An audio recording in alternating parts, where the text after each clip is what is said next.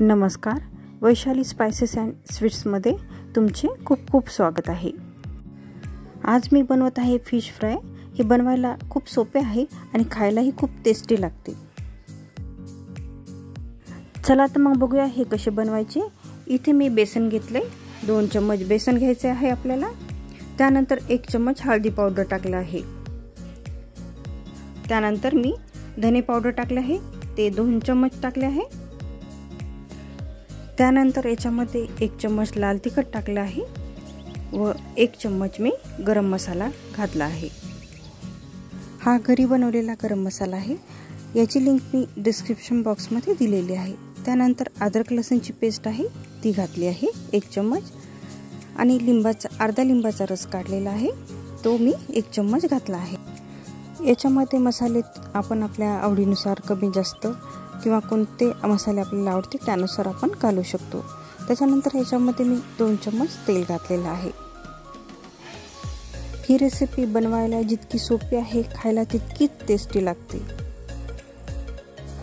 विश्वास ठेवा, तुम्ही जर अशा प्रकारची फिश फ्राय बनवाल तर प्रत्येक वेळेला अशाच प्रकारची रेसिपी बनवाल।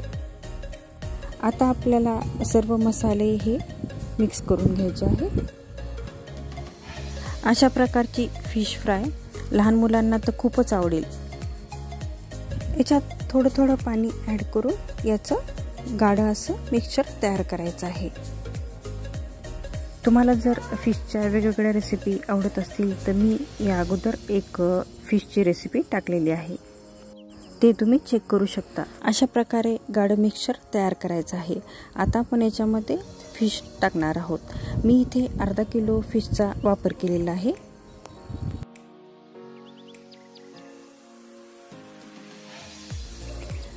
त्यानंतर याच्यामध्ये आपल्याला 1 चम्मच मीठ घालायचं आहे आणि मसाल्यासोबत ह्या फिशला चांगलं मिक्स करून घ्यायचं आहे।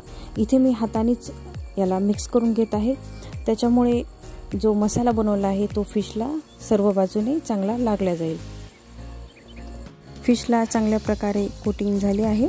आता आपण याला 20 मिनिटासाठी फ्रीजमध्ये सेट व्हायला ठेवणार आहोत। असं केल्यामुळे जेव्हा आपण फिश फ्राय करतो तो मसाला हा फिशपासून वेगळा होणार नाही।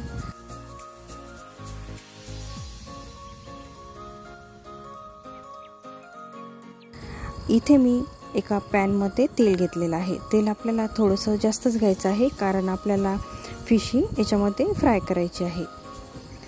आता आपण हे फिशचे तुकडे आहेत याच्यामध्ये टाकून घेऊया। एक एक करून आपल्याला फिशचे तुकडे याच्यामध्ये टाकायचे आहेत।